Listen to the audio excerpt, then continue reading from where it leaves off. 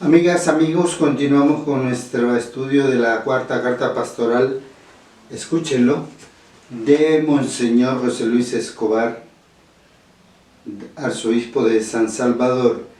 La vez pasada hablamos de la vocación política como una manera de asumir ese reto de transformar la política antigua, tradicional, mala política, mala praxis política, en una buena praxis política.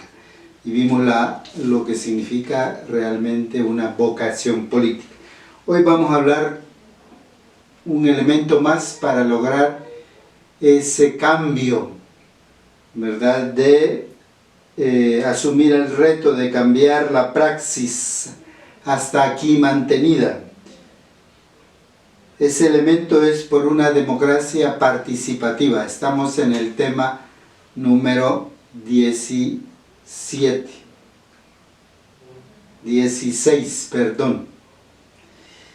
por una democracia participativa, número 38.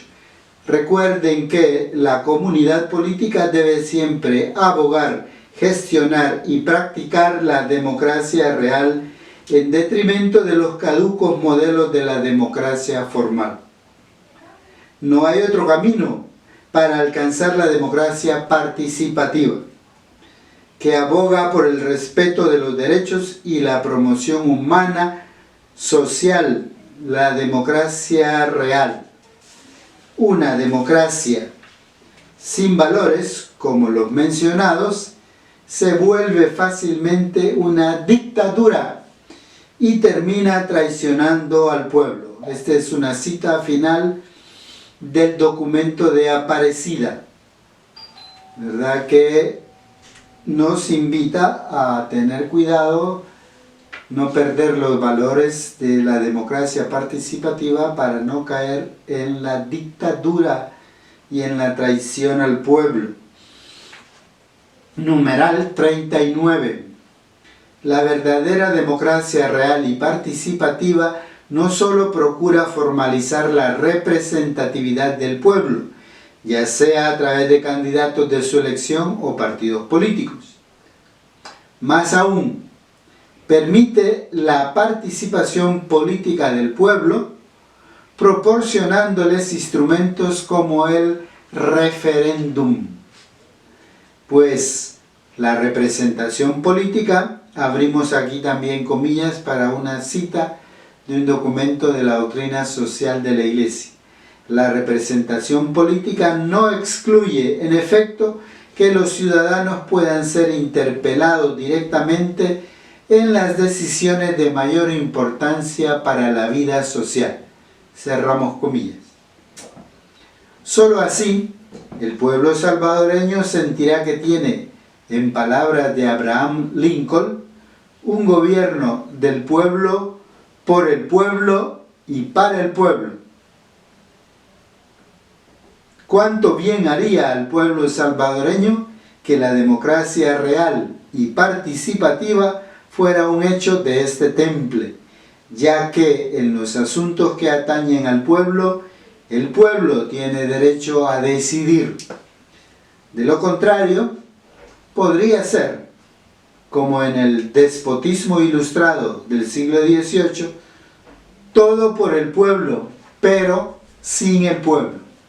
Ahí tenemos entonces otros criterios, ¿verdad?, sobre cómo cambiar la praxis política a través de una verdadera democracia participativa. Se nos ha mencionado aquí el referéndum.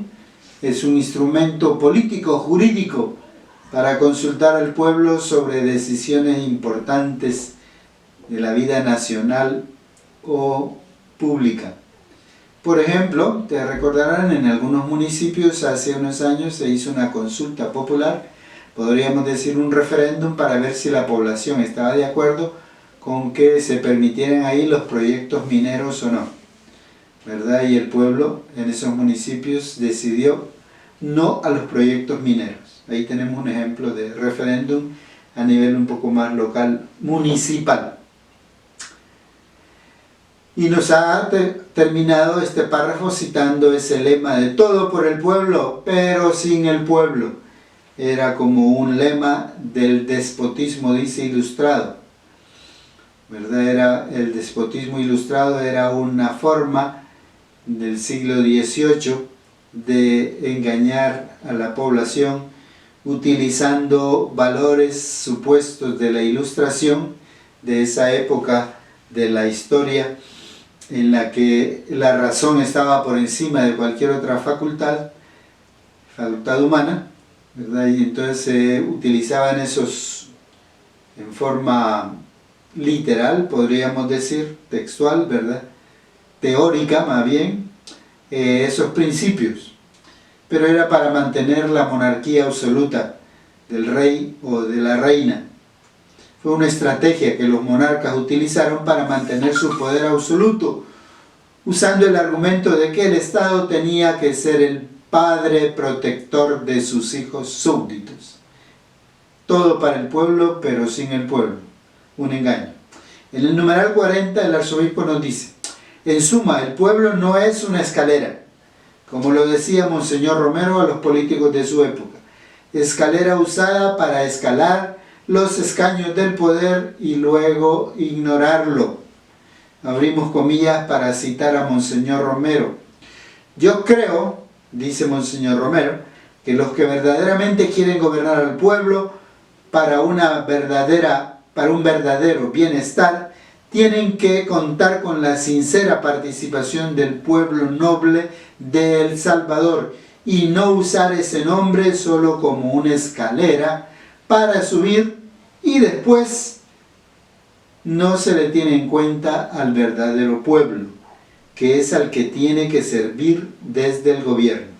Esa fue una homilía de Monseñor Romero del 6 de enero de 1980. El pueblo no es un ente pasivo, es un agente y actor de cambio de su propia historia, ¿verdad? Debe de serlo. Tiene derecho a participar en la toma de decisiones y a ser escuchado en todo aquello que le atañe personal y colectivamente.